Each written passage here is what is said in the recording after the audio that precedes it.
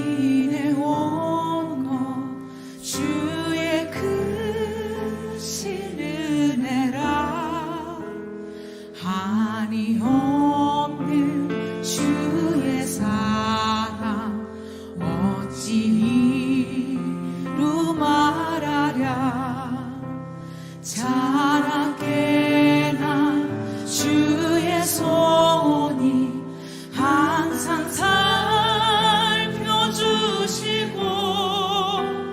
모든 일을 주 안에서 형통하게 지금까지 지내온 것 지금까지 지내온 것 주의 크신 은혜라 한이 없는 주의 사랑 어찌 이루 말하랴 자라게나 주의 손이 항상 살펴주시고 모든 일을 주 안에서 형통하게 목도 맘도 연약한 맘도 연약하나 새 힘받아 살았네 물붓듯이 부으시는 주의 은혜 족하나 사랑 없는 거리에 나 험한 산길에 맺네 주의 손을 굳게 잡고 찬송하며 몸도 맘도 연약하나 몸도 맘도 연약하나 새 힘받아 살았네 물붓듯이 부으시는 주의 은혜 족하다 사랑 없는 거리에 나 험한 산길에 맺네 주의 손을 굳게 잡고 찬송하 목소리 높고 고백하겠습니다 주님 다시 배울 날이 주님 다시 배울 날이 날로 날로 다가와 무거운 짐 주께 맡겨 벗을 날도 멀잖네 나를 위해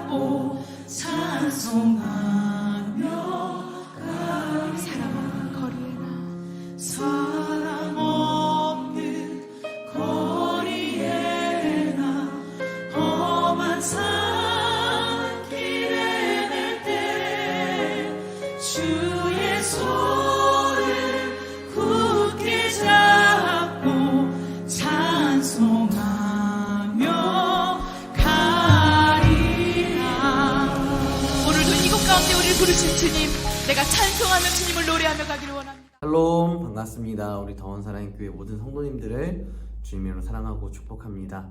이 시간에도 함께 생명의 산 말씀으로 함께 귀한 은혜를 누리는 시간이 되었으면 좋겠습니다.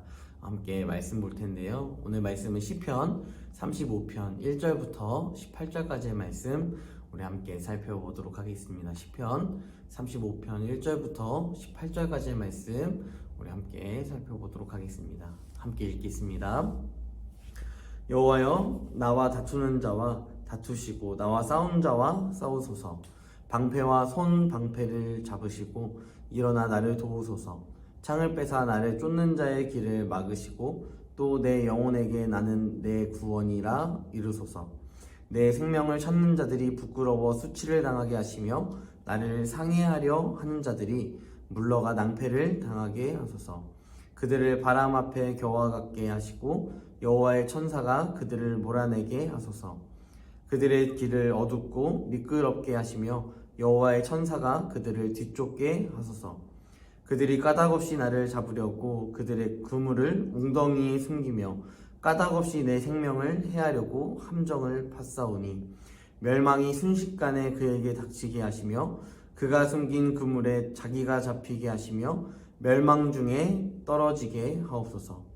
내 영혼이 여호와를 즐거워하며 그의 구원을 기뻐하리로다. 내 모든 뼈가 이르기를 여호와와 같은 이가 누구냐? 그는 가난한 자를 그보다 강한 자에게서 건지시고 가난하고 궁핍한 자를 노약하는 자에게서 건지시는 이라 하리로다. 불의한 증인들이 일어나서 내가 알지 못하는 일로 내게 질문하며 오늘 악으로 갚아 나의 영혼을 외롭게 하나. 나는 그들이 병 들었을 때 굵은 베옷을 입으며 금식하여 내 영혼을 괴롭게 하였더니 내 기도가 내 품으로 돌아왔도다. 내가 나의 친구와 형제에게 행함같이 그들에게 행하였으며 내가 몸을 굽히고 슬퍼하기를 어머니를 곡함같이 하였도다. 그러나 내가 넘어짐에 그들이 기뻐하여 서로 모임이여 불량배가 내가 알지 못하는 중에 모여서 나를 치며 찢기를 맞지 아니하도다. 그들은 연회에서 망령되이 조롱하는 자 같이 나를 향하여 그들의 이를 갈도다. 주여, 어느 때까지 관망하시려 하나이까? 내 영혼을 저 멸망자에게서 구원하시며 내 유일한 것을 사자들에게서 건지소서. 내가 대회 중에서 주께 감사하며 많은 백성 중에서 주를 찬송하리이다. 아멘. 네, 우리는 그리스도인이라는 이 정체성을 가지고 살아갑니다. 이 땅을 그리스도인이다 라고 이야기하죠. 그리스도인이라는 것을 여러분들은 믿고 살아가고 계십니까? 여러분, 이 그리스도인이라는 것은요, 단순히 어떠한 소속감을 표현하는 것뿐만 아니라 우리가 무엇을 의지하고 있는지까지도 보여주는 분명한 명제일 것입니다. 그리스도인이다 라는 것은 예수를 따라 살아가는 것, 또한 예수의 가치관을 따라 쫓아 나아가는 것, 이러한 모습 또한 우리의 삶에서 그 그리스도의 향기를 뿜어내는 것, 이것까지도 우리에게 있어서 분명히 필요한 모습이다라는 것이죠. 우리의 삶에서 이러한 그리스도의 향기를 뿜지 못하고 그리스도인으로서의 삶을 온전히 살아내지 못하는 것 또한 우리는 어떻게 보면 그러한 모습을 보이는 우리가 과연 그리스도인인가? 라는 것에 대한 의문까지도 우리는 반드시 품고 살아가야 한다라는 것입니다.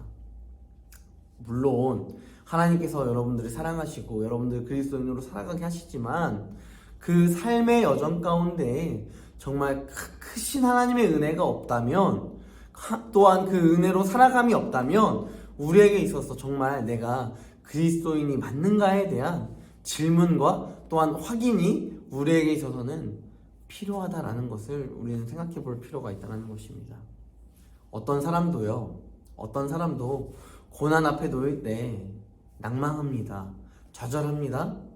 이 어떤 사람이라는 것은요, 그리스도인이든 비그리스도인이든 누구나 고난 앞에서 참 낭망되고 좌절되는 마음, 그 심정들을 느끼게 된다는 것입니다. 하지만 여러분, 이것이 끝이라면 우리가 감히 어떻게 그리스도인이다 라고 이야기할 수 있겠습니까?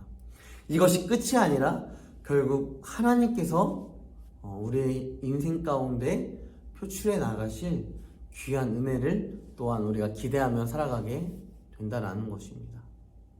여러분, 그런데 어떠한 그리스도인들은요, 이 기대가 아니라 그 끝을 이렇게 맺는 사람들도 있습니다. 하나님을 원망하고 하나님께, 하나님 왜 그러십니까? 하나님 내가 뭘 그렇게 잘못했다고 라고 이야기하면서 나의 의로움을 막 표출하기도 하는 그런 모습까지도 보여주게 된다는 것입니다. 이 모습이 비단 다른 사람들의 모습뿐이겠습니까? 여러분들의 삶의 모습이 이러한 모습 아니겠습니까? 하나님을 사랑한다고, 하나님을 믿는다고 설명하고 이야기하지만 우리 앞에 있는 고난이 두려워, 또한 그 고난 앞에서 우리가 벌벌 떨고 있지는 않습니까? 오늘 다윗은 하나님께 기도합니다. 다윗이 정확하게 어떠한 고난인지는 우리가 알 수 없어요. 하지만 그 고난 앞에서 다윗은 기도하고 있습니다. 그 기도가 어떠한 내용이었습니까? 다윗은 자신이 경험하고 있는 고난이 참 견디기 버겁고 참 견디기가 힘든, 스스로가 감당할 수 없는 고난이었습니다. 하지만 그런 상황에서 다윗이 고백하는 것은 하나님이 일해주세요. 하나님이 나의 삶 가운데 일해주세요. 하나님의 이 정체되어 있는 것 같은, 하나님이 일하시지 않는 것과 같은 이 상황에서 하나님 나의 삶 가운데 일해주세요. 여러분, 이것은 정말 하나님이 나의 삶 가운데 개입하고 있다는 것을 믿는 자만이 고백할 수 있는 고백 아니겠습니까? 내가 원수를 갚는 것이 아닙니다. 내가 원수를 직접 가서 죽이기도 하고 복수를 꿈꾸기도 하는 그러한 것이 아니라, 하나님, 나의 이 고난과 어려움이 있는데 이 어려움 가운데 주님께서 일해주세요. 이것을 다윗이 고백하고 있다는 것입니다.